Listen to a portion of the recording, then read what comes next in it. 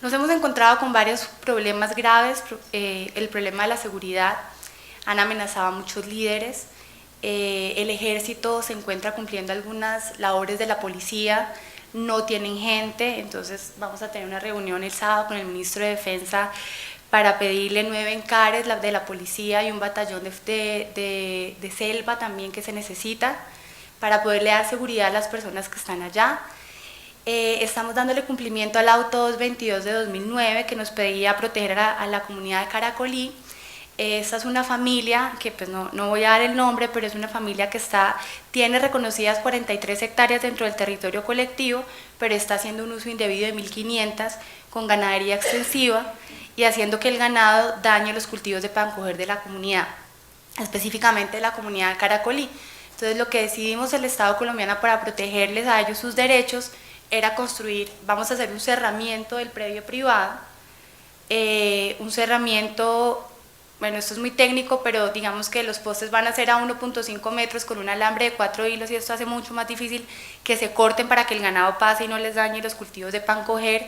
El Ministerio de Agricultura destinó 500 millones de pesos con Incoder para hacer el reamojonamiento del territorio colectivo, esta tarea empieza el 3 de octubre.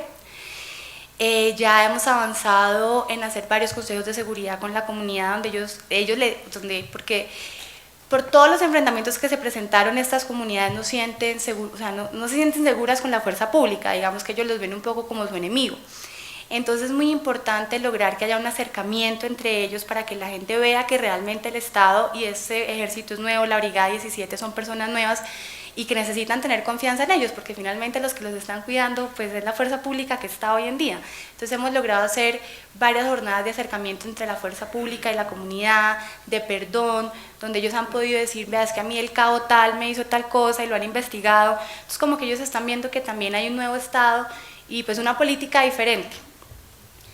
Entonces yo un poco lo que les quería contar con esos avances de Curvarado es que realmente cuando el Estado se articula y cuando aquí nos está ayudando mucho la Corte Constitucional con sus órdenes, pero también nos están ayudando, ahorita van a sacar un auto para los desalojos que también han sido muy complicados porque a los alcaldes les da miedo actuar, pero obviamente por las fuerzas que están ahí, ellos dicen no, yo no quiero tomar una decisión para desalojar a un empresario.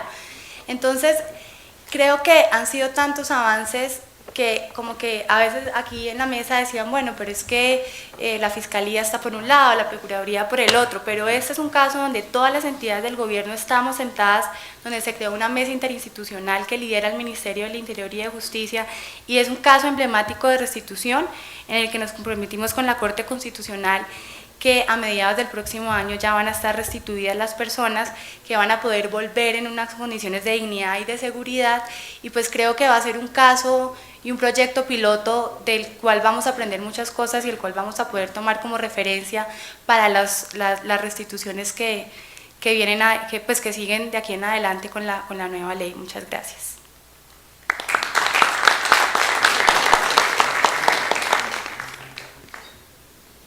No sé si ustedes dos quieren hacer algún planteamiento, si no... No, yo quería en esta segunda parte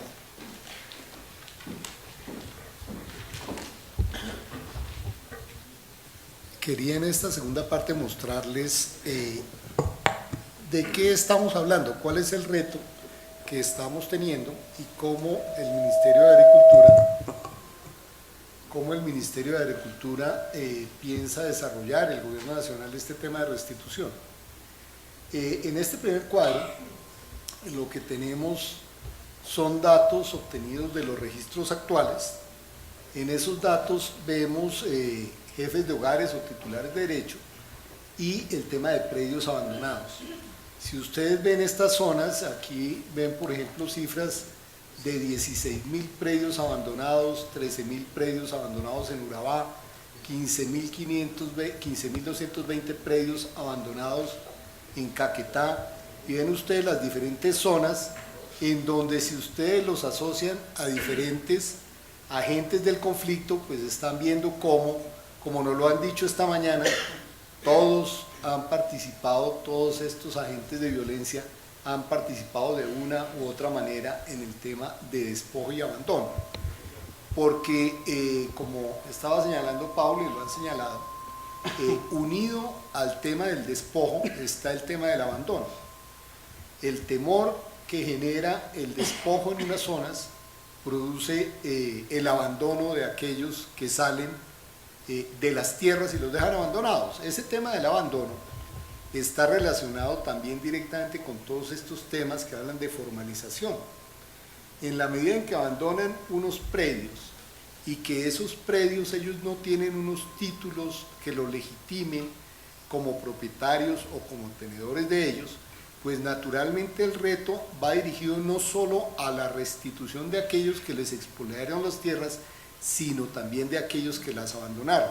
Y en ese tema de formalización de tierras, como lo contaba Paula, ha venido trabajando el Ministerio con el INCODER en unos casos emblemáticos, pero quería mostrarles a ustedes las cifras de lo que estamos hablando. Son unas cifras realmente muy impresionantes, 145.000 predios abandonados registrados. De esos 145.000 predios abandonados, cuando les hablaban a ustedes de la protección de predios esta tarde, pues los predios que tienen protección son realmente un universo relativamente pequeño frente a la totalidad de los predios abandonados que se tienen. ¿Cómo se está previendo estas metas de restitución de tierras? Si alguno hacía una pregunta, ¿cómo va a acompañarlos después el Estado? Y aquí tenemos parte de esa respuesta. Dice el artículo 76 de la ley 1448 que el registro de tierras y en general todo el proceso de restitución se hará de forma gradual y progresiva. Y se hace de esa forma gradual y progresiva porque no existe otra. No es posible atender todos los casos al mismo tiempo. El Estado no está preparado económicamente, ni tenemos los jueces, ni tenemos las personas que puedan instrumentar todos los casos. Como ven ustedes aquí, estamos hablando de 360.000 reclamos que espera el gobierno recibir durante los 10 años de vigencia de la ley, y entonces esto ha sido formar la gente. Como les señalaba, la unidad de restitución de tierras estará fundada en lo que fue el proyecto de protección de tierras y patrimonio de acción social. Ese es el núcleo de personas que han venido trabajando ya hace 7 años en estas zonas de violencia, instrumentando casos. Y como ustedes pueden apreciar, a partir del 2012 va progresivamente aumentando la atención de reclamos para tener unas metas en este gobierno de 160.000 predios, reclamos atendidos aproximadamente, para cerca de 79.000 familias que serán restituidas y compensadas, para llegar en el resto del otro periodo, 15, 16, 17 y 18, y parte del siguiente periodo, a completar el tema. Aquí tienen ustedes 3 líneas. Estos son los reclamos atendidos. El segundo son las familias restituidas y compensadas, que naturalmente tienen un desplazamiento en la medida en que los reclamos son atendidos por la unidad y posteriormente son judicializados. Y los proyectos productivos que van asociados a toda esta restitución tienen naturalmente una curva más baja en la medida en que funcionan frente a los predios que ya han estado restituidos, de tal manera que este es el panorama que está previendo el Ministerio de Agricultura y el Gobierno Nacional en general para lograr esa restitución de tierras. Esa gradualidad tiene esos 3 elementos que están previstos en la ley, que son la seguridad, la intensidad del despojo y la posibilidad de la restitución. Porque hay que entender que Colombia, a diferencia de otros países, ha entrado en todo este proceso sin haber culminado el conflicto. Es decir, esto fue una ley de restitución, una ley de justicia transicional hacia la paz, pero en medio del conflicto. Y eso trae una serie de retos que, como lo señalaba el ministro de Defensa, y prevé el gobierno nacional que en la medida de lo posible y de acuerdo con esa coordinación que se llevará con el ministerio, con la fiscalía, con la defensoría, con todas las autoridades que tienen esas presencias municipales también, pues vamos a poder avanzar en el proceso, pero naturalmente habrá casos en los cuales por razones de seguridad, va a tocar en un momento determinado suspender el proceso de empezar en otras zonas. Lo otro que es importante tener en cuenta es que ustedes probablemente habrán visto algunos mapas de despojo que ha elaborado el Agustín Codazzi con relación a todo el abandono y la expoliación de tierra. Sin embargo, hago una anotación. Cuando ustedes ven esos mapas, por ejemplo, encuentra uno el departamento de Vichada y ven 3/4 partes del departamento de Vichada como tierra de despojo. Realmente el departamento de Vichada tiene 4 municipios y Cumaribo es el que tiene ese problema, y Cumaribo son casi 3/4 partes del departamento de Vichada. Entonces esa imagen que uno ve todo despojado de Vichada, pues no es el reflejo. Y lo otro que hay que tener en cuenta es que el tema del despojo se presenta no como una gran mancha, sino como manchas de un perro dálmata o de un ganado Holstein, en donde en medio de un territorio se afecta una vereda, de tal manera que lo que ha venido trabajando durante estos años anteriores el proyecto de protección de tierras es buscar la seguridad en esas veredas donde hay un problema preciso y donde se pueden armar esos mapas de despojo en zonas concretas en donde puede no haber un control territorial del Estado o del Ministerio de Defensa completo. Y como bien señalaba el ministro de Defensa, la intención por un lado es en las zonas que ha habido mayor despojo, Urabá, Montes de María, en el sur, en fin, hay una cantidad de zonas que tienen un alto índice de despojo, como lo vimos ahora, o de abandono, y por el otro lado, cómo podemos lograr darle protección en 2 momentos fundamentales. El momento en el cual las unidades de la gente de la unidad de restitución de tierras entra a hacer ese levantamiento en un determinado municipio, en una determinada vereda, y posteriormente cuando estos casos se vayan registrando y ya el acto administrativo de registro se haya formalizado de tal manera que entre a la judicialización, y posteriormente otro momento crítico que se percibe es en el momento en el cual el juez ordena la restitución. Entonces pensamos que si se logra proteger esos 3 momentos críticos podemos ir avanzando en estos temas. Este era el otro tema que quería plantearles a ustedes de una imagen de a qué está enfrentado el Estado. Gracias.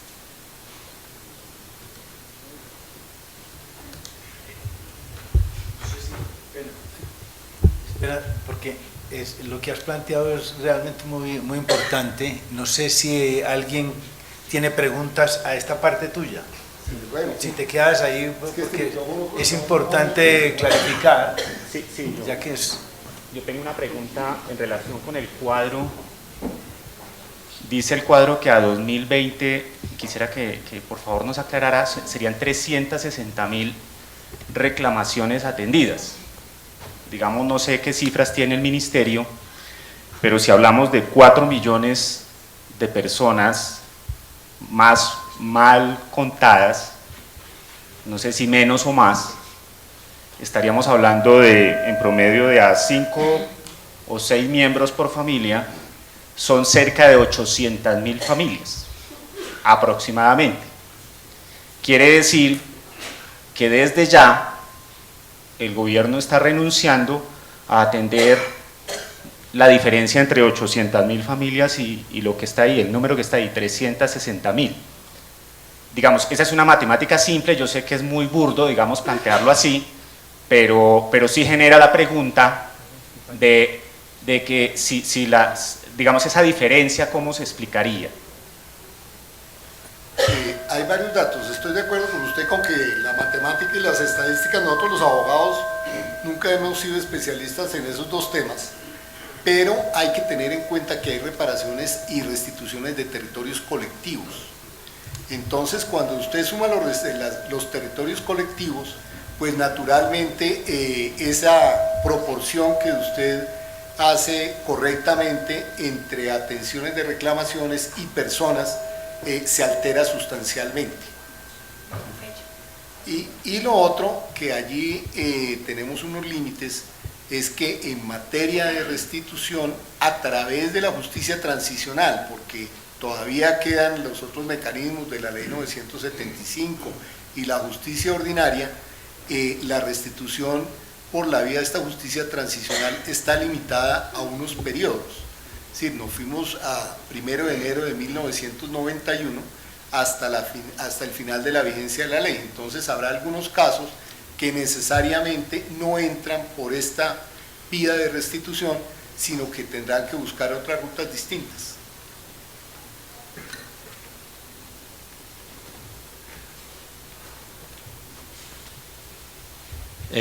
Gracias. En la restitución de tierras se contemplan 3 casos para restituirlas. Una, la de que el despojado o quien abandonó regresa a recibir su tierra, o se le sustituye por otra en otra parte, y tercero, se le indemniza. ¿Qué van a hacer con las tierras a las cuales no van a acceder los despojados o quien la abandonó? ¿Qué van a hacer con esas tierras? La ley creó dentro de la unidad un fondo, y ese fondo va a tener 2 grandes componentes: un componente inmobiliario y por el otro lado un componente de recursos líquidos. Entonces, como usted bien precisa, la primera restitución que será es al predio. Digamos que ese es el derecho del despojado de conformidad con los parámetros de las normas del derecho internacional, y así lo acogió el Congreso. No obstante, como usted también señala, habrá otros casos en donde el Congreso dijo que deberían ir en el orden: primero la restitución del predio. Hay casos en que no se puede hacer la restitución del predio, unos porque la ley los contempla expresamente, aquellos predios que estaban en áreas que hoy en día que no debían estar allí, parques nacionales, zonas de alto riesgo, y por consiguiente allí no se puede restituir. Habrá otros casos en donde el predio que era del despojado hoy en día, por ejemplo, está minado. Entonces, pues así se le entregue el título, no es posible para él llegar a su predio. En esos casos precisos, la unidad tiene 2 bolsillos más unos dineros, pero los 2 bolsillos de inmuebles que le permitirán entregar en compensación un bien equivalente, y se está trabajando en la reglamentación de la equivalencia, que es un tema sumamente complejo, en donde hemos recibido algunos insumos muy importantes sobre esa materia. La compensación se le ofrece otro bien. Esos bienes, como les decía, hay 2 grandes bolsillos: los bienes extinguidos de la Dirección Nacional de Estupefacientes, de conformidad con la Ley 1450 del Plan de Desarrollo, tienen que enviar unos listados a la unidad para tener esa disponibilidad. Cuando la unidad solicite un bien que sea de Dirección Nacional de Estupefacientes o que sea del Fondo de Acción Social de Justicia y Paz, que no tenga una destinación específica, entonces allí hay una fuente de activos. Asimismo, esos bienes de los despojados que no los pueden recibir por otras razones pasarán al Estado y pasarán a ser mantenidos en ese fondo. Finalmente, si no se logra el equivalente, que en la sentencia del juez le corresponderá a él determinar cuál es el equivalente de compensación de conformidad con las pruebas y los bienes que le presente la unidad como posibilidades al juez, pues vendrá la compensación en dinero. Esa compensación en dinero, dentro del capítulo de restitución de predios, se restituye el predio.